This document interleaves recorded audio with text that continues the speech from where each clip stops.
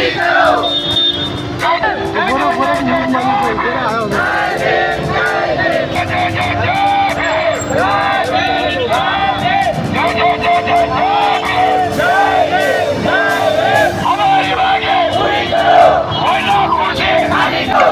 નામ રાજેશભાઈ નારાયણભાઈ ગોરિયા, હું અખિલ ભારતીય શ્રમિક સંઘ મહામંત્રી ગુજરાત પ્રદેશ તેમજ વાલ્મીકી સમાજ ટ્રેડ યુનિયન મહામંત્રી ગુજરાત.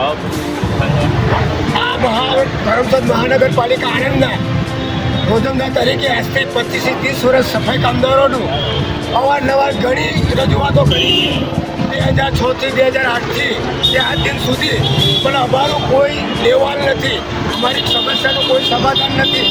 જેથી કરીને ના છૂટકે અમારા પાયાના હક માટે અમે આજે ગાંધીજીના માર્ગે હડતાલનું સૂત્ર અમે અપનાવીને ધરણા પર બેઠેલ છે. જેથી કરીને આ મુઠ્ઠી સરકારને અમારો અવાજ સંભળાય. ત્યારે કોરોના કાળમાં અમારને ફૂલને બતાવેલા નરેન્દ્ર મોદી સાહેબે અમારા પગ ધોયેલા. આજે એ સરકાર એ નેતાઓ કહે છે કે જે વાલ્મીકી સમાજનો અવાજ એમને સુધી પહોંચતો નથી.